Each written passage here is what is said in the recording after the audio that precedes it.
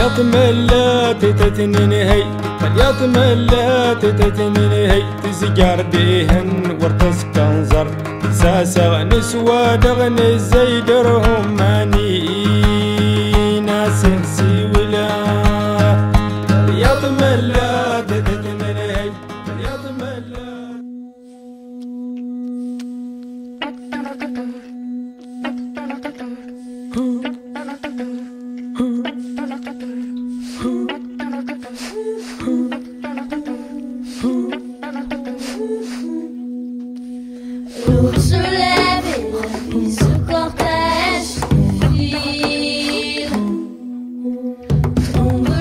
Fès est une ville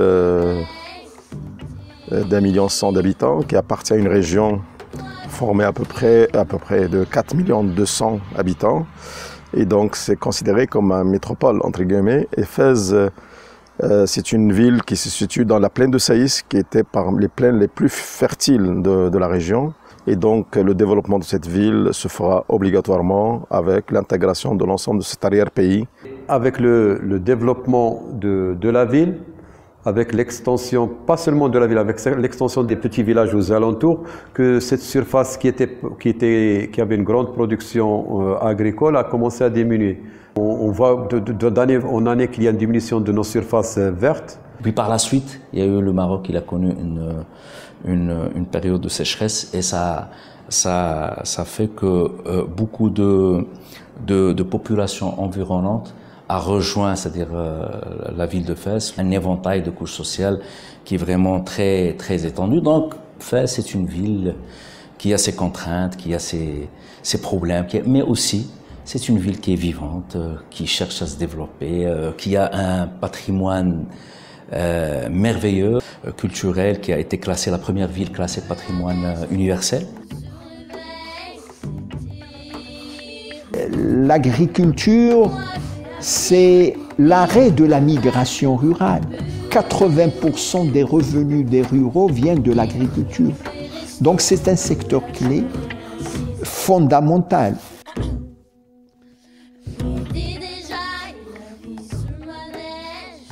Fès et ses environs, on a deux types de production agricole. La production intensive, c'est les fermes que vous voyez dans le bassin de Saïs, qui sont des grandes exploitations. La production, c'est essentiellement l'olivier, essentiellement aussi tout ce qui est pommier, poirier, les raisins. Mais d'un autre côté, toute la zone de montagne, vers Taounat, vers Taza, la production est surtout limitée en termes de superficie. C'est des exploitations d'1 hectare, d'un demi-hectare, de 2 hectares, et ce qui forme la masse.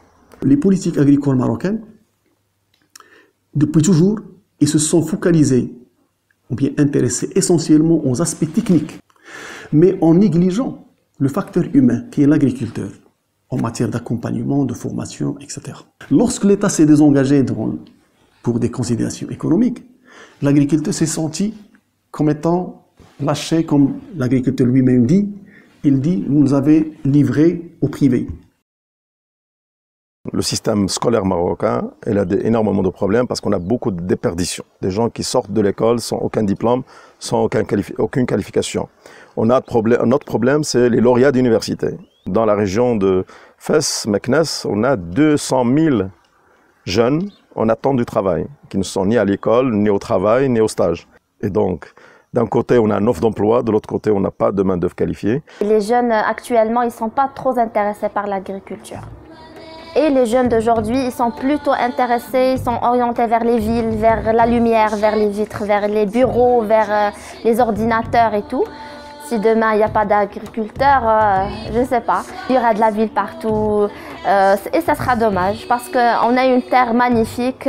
On a assez de pluie, alhamdoulilah, on a assez de soleil, on a tous les moyens, sauf les moyens humains. C'est quand même triste d'être fixé à sa chaise à mon âge.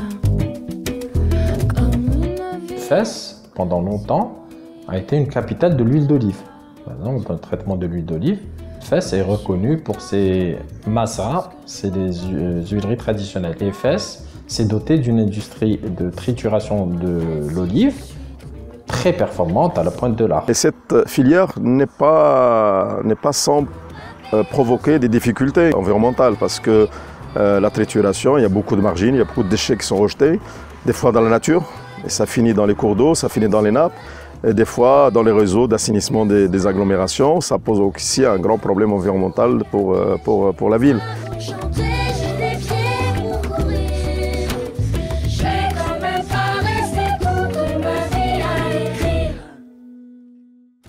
La tendance d'agriculture au Maroc, c'est 95% d'agriculture conventionnelle, si pas plus. Le ministère de l'Agriculture au Maroc, pour l'instant, parle d'agriculture conventionnelle et raisonnée. Ces agriculteurs, ils apportent beaucoup. Donc d'ailleurs, toutes les recommandations pour la fertilisation, pour la lutte phytosanitaire, on vous recommande toujours des produits chimiques. Étant donné que le producteur, elle cherche la rentabilité, il y va. Les produits chimiques ou bien les polluants qu'on rejette dans la rivière, on les récupère dans nos légumes. Et certaines études scientifiques ont prouvé vraiment que certains légumes contenaient pas mal de métaux lourds provenant de l'eau de Sbou. Et cette eau de Sbou, elle est polluée à 40% par les grandes villes, la ville de Fès, la ville de Meknès.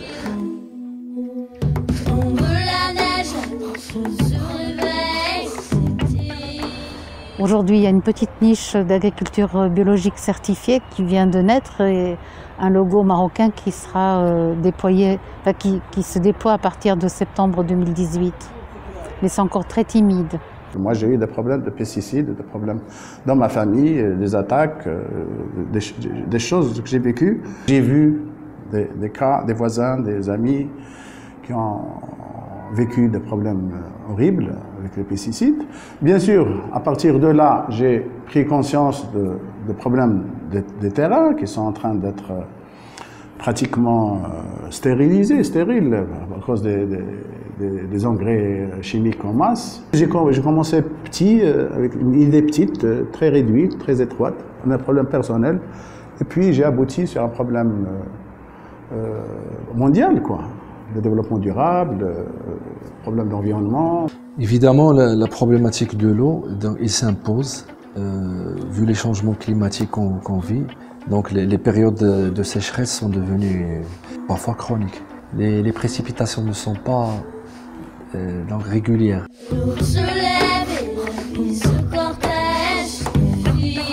Personne ne peut nier l'impact positif du plan Maroc vert. Il a permis, premièrement, c'est l'augmentation de l'intégration de machinisme au niveau de l'agriculture.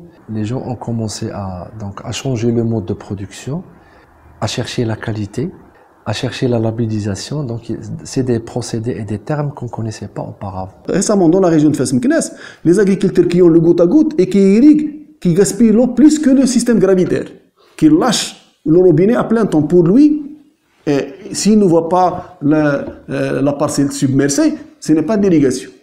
Et donc, sur le plan technique ou la théorique, tout le monde a introduit le goutte à goutte, mais sur le plan pratique, il n'y a pas d'efficience. C'est que finalement, on n'économise pas l'eau. Et tout ça, c'est des problèmes de connaissance, d'accompagnement, etc. Il n'y a pas de cohérence au niveau des politiques, notamment la politique de l'eau et la politique agricole. Le ministère de l'eau, qui chapeaute l'eau, il a un discours alarmant. Il dit attention, attention, attention, je ne dois pas donner d'autorisation de creusement, etc. parce que la nappe, il souffre. D'un autre côté, le plan Maroc vert, qu'est-ce qu'il dit? Il a financé des nouveaux projets parce qu'il veut développer l'agriculture. Il octroie des subventions aux agriculteurs pour s'installer sur des fermes, etc. On ne peut pas faire l'agriculture sans eau. Et donc, il se rabat sur la nappe. Donc, il faut que les acteurs clés se mettent d'accord pour qu'il y ait une cohérence. Cette nappe-là est surexploitée. Il y a un déficit annuel qui est à peu près de 100 millions de mètres cubes. Ce qui fait que l'agriculture que nous voyons maintenant irriguée, elle est très menacée à l'horizon 2030. Si rien ne se fait en matière de gouvernance, 60% du territoire sera désert, ici.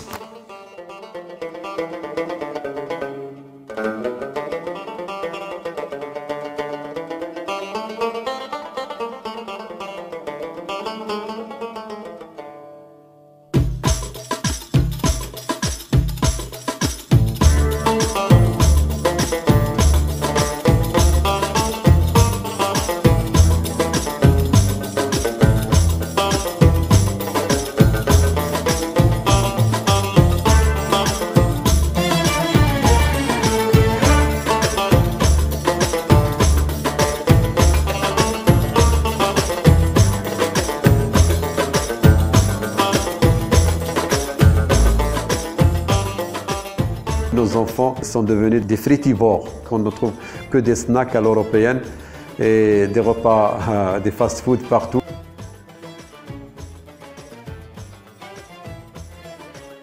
Je suis entre les deux, je fais attention à ce que je mange. Je fais un peu de cuisine, mais pas 4 heures, 5 heures comme maman fait. Elle a de la patience. Une combinaison entre les deux, entre la tradition et la modernité, mais qui est bonne. Ben, on essaye et j'espère que mon mari dira que je fais bien la cuisine. Le rôle des femmes maintenant dans la cuisine, c'est toujours comme avant. On se lève le matin, on prend le petit déjeuner et on commence la cuisine. On commence par les salades et après on prépare le tagine. C'est le mari qui fait les courses. Il connaît très bien, lui, il connaît très bien le marché, les marchands. Avant, mon père, mon grand-père et mon oncle, c'est de la honte d'entrer à la cuisine et cuisiner. Maintenant, non.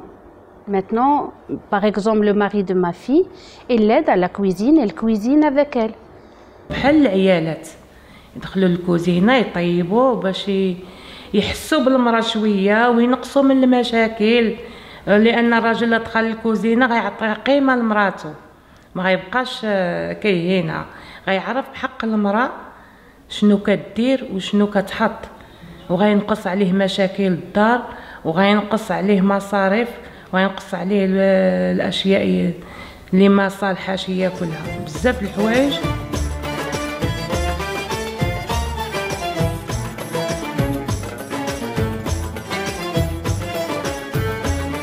انا كنبغي نستعمل في الكوزينه شي حاجه اللي مهمه بزاف العطريه كتكون مزيانه وتكون منقيه ومشريه من بلايص اللي مزيانين بلديه هذه صحيه بزاف كتكون في الكوزينه.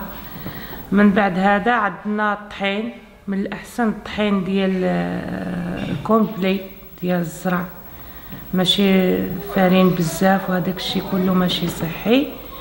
من بعد هذا كنفضل نستعمل خضره بزاف صحيه.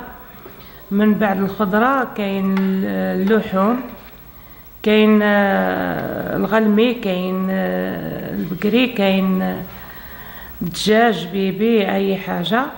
وانا كنفضل نستعمل هذا الشيء قليل ماشي بزاف. نحاول نبعد على اللحم لان اللحم ماشي صحيه بزاف. كاين عندنا باش نعوضوا اللحم ناكل البصاره العدس اللوبيا هادو راهم يمكن لهم عندنا تعويضات على اللحم وحسن بزاف من اللحم لان La spécialité de Fès, c'est les tagines sucré-salé et la pastilla aussi sucré-salé. On prépare aussi le couscous royal avec les amandes, les raisins secs et les pois chiches aussi. On ajoute les pois chiches et beaucoup d'oignons.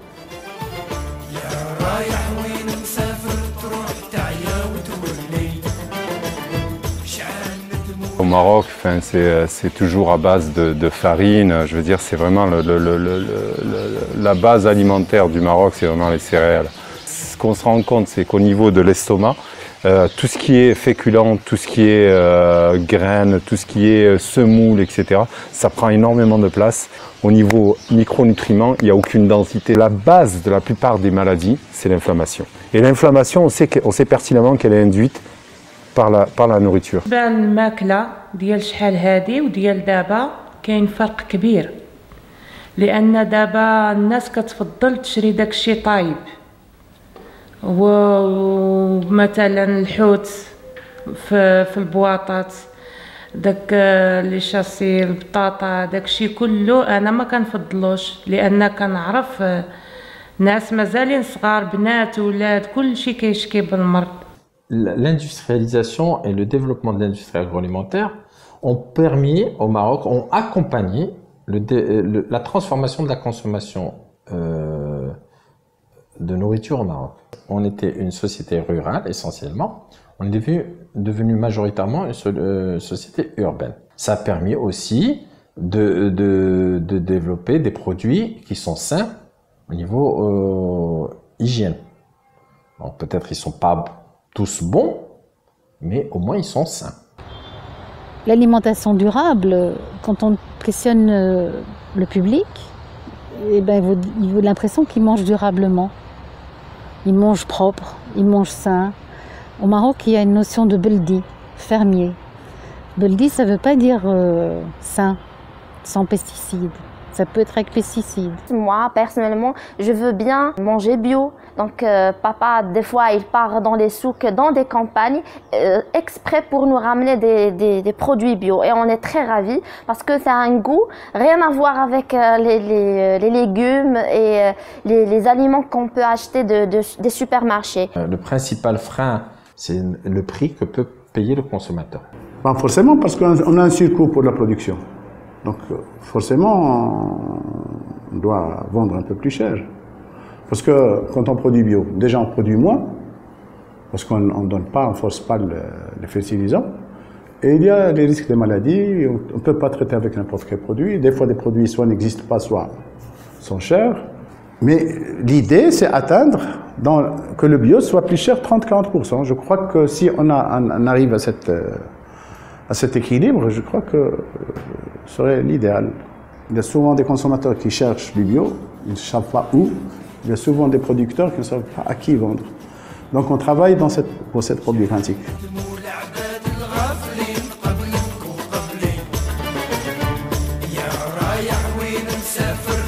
À l'école, on doit apprendre aux jeunes ce qui est bien pour notre santé, ce qui n'est pas bien pour notre santé.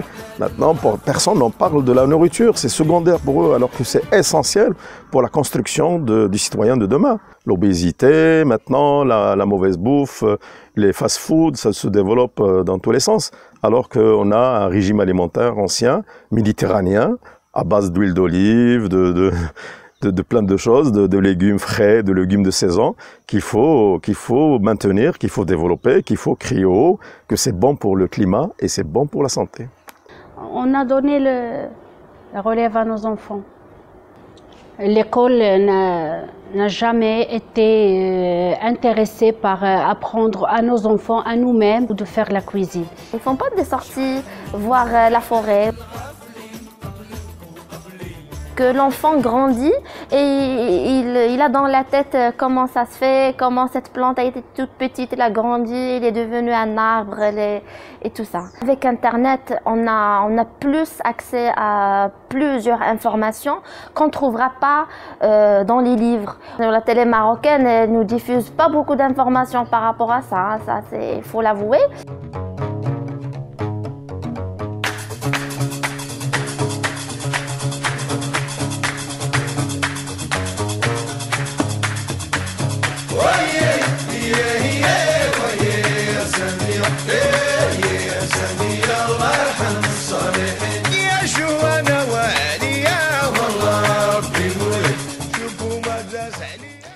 L'alimentation durable, c'est une alimentation d'abord saine. C'est une alimentation propre. Et ça, c'est fondamental. Donc, l'alimentation durable, c'est un créneau d'avenir et aussi un créneau de présent, bien sûr, sur lequel tout le monde doit travailler. Pour moi, l'avenir de l'agriculture, c'est l'agroécologie. Parce que c'est une question de la terre en entier, de l'humanité en entier. On a atteint la limite de l'agriculture classique, traditionnelle, basée sur les intrants, les grosses quantités d'intrants. Il est temps de revenir à des pratiques beaucoup plus respectueuses de l'environnement. L'agroécologie est un autre système qui refuse la monoculture, qui essaye de dire que si on revenait à la manière dont la nature faisait les choses.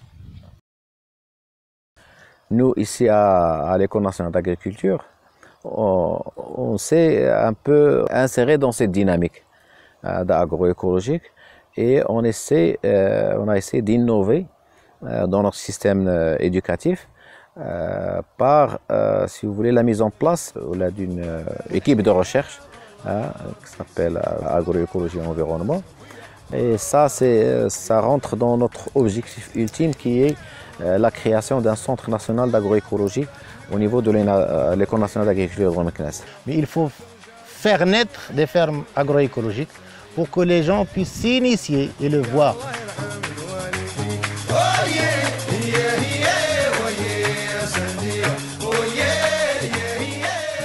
Si on fait un effort de recherche-développement, je pense, je suis convaincu, j'espère ne pas me tromper, que la planète peut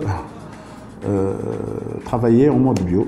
C'est un rêve, mais je crois que ce n'est pas impossible.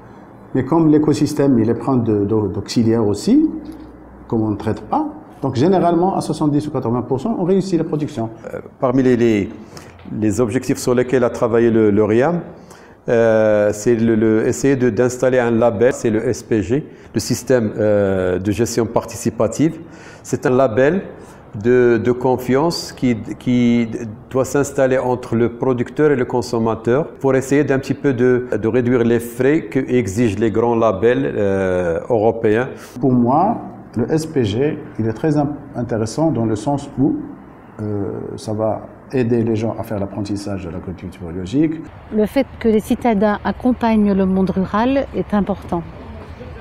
Et ça peut créer des zones, des relations qui vont encourager peut-être un jeune producteur à rester peut-être plus en périurbain, à rester sur sa ferme parce qu'il vit aussi décemment et aussi bien que d'autres de son activité agricole.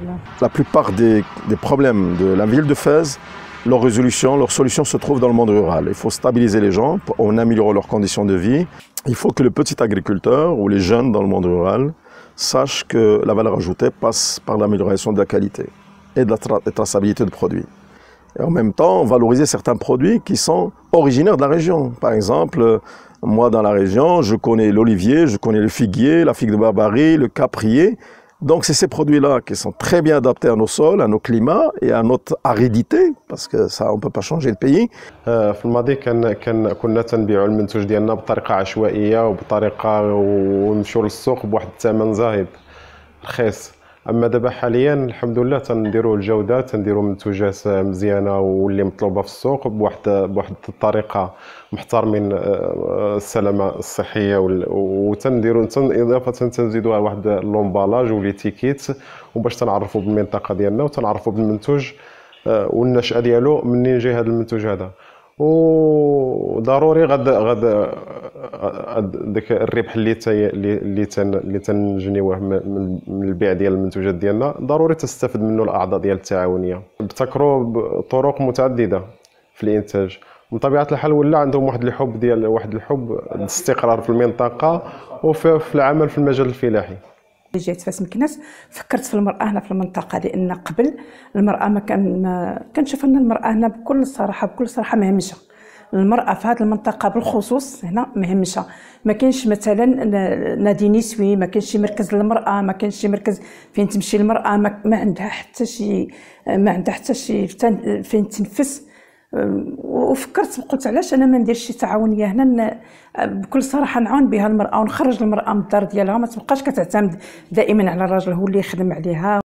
المحل هو هذا اللي كتشوفوا عندنا، اننا كنديروا كسكسو، جميع انواع الكسكس، عندنا تقريبا شي 14 نوع ديال الكسكس، وعندنا استفدنا من المبادره الوطنيه للتنميه البشريه، وعندنا نساء كيخدموا لان احنا المنطقه ديالنا ما فيها حتى حاجه للمراه. Il y a quand même au niveau du programme de Maroc Vert, on veut créer des souks régionaux. C'est l'équivalent du marché de gros. Et on veut vendre sur place. C'est-à-dire chaque producteur, il va présenter sauf des échantillons de ses produits dans le marché, mais c'est encore un peu loin. Ça demande beaucoup de gestion. Mais ça pourrait être, éventuellement, ça pourrait être une action très intelligente et très pertinente pour pouvoir encourager le développement de certains produits dans c'est-à-dire dans la région et les spécialistes. Nous avons organisé 2 salons régionaux d'économie sociale et solidaire. Et nous avons permis à ces petits producteurs, à ces coopératives de produits de terroir et de produits locaux, de valoriser leurs produits et de vendre leurs produits. ça avait un impact très positif. Nous avons aussi, en parallèle avec ces salons régionaux, organisé ce qu'on appelle des marchés ambulants.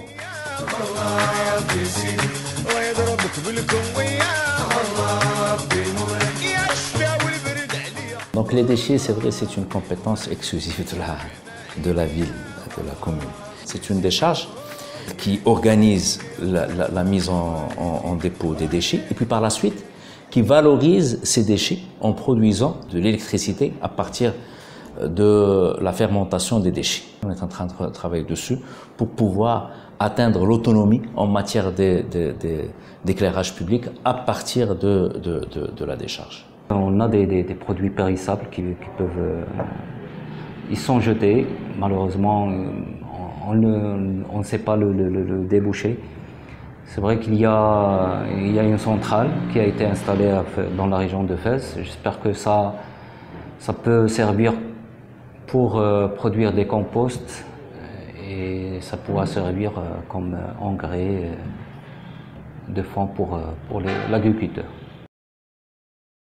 Il faut qu'on travaille tous ensemble, c'est-à-dire il faut qu'on soit conscient que le produit final, c'est notre responsabilité à tous, gouvernement, région et commune. On a besoin de toute la société civile si on veut bien réussir des choses. Tout d'abord pour faire participer la société et faire s'approprier, c'est-à-dire les projets de la ville, c'est-à-dire par le citoyen, il faut les consulter, il faut savoir ce qu'ils veulent, il faut les laisser, c'est-à-dire s'impliquer dans les projets.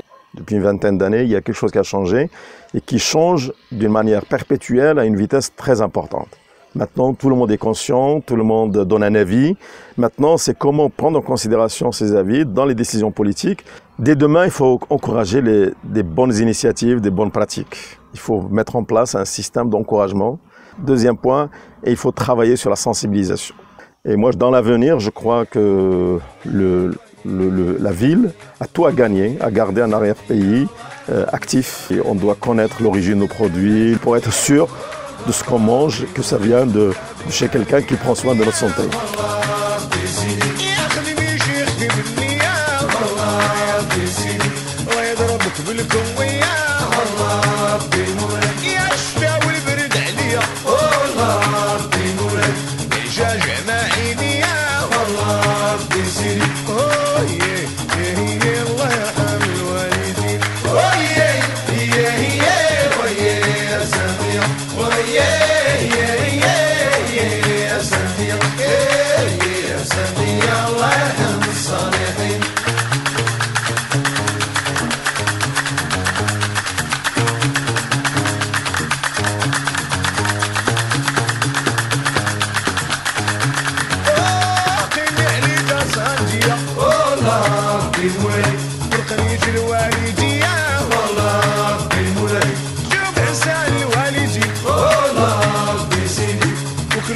رخيص وغالي ويا سندية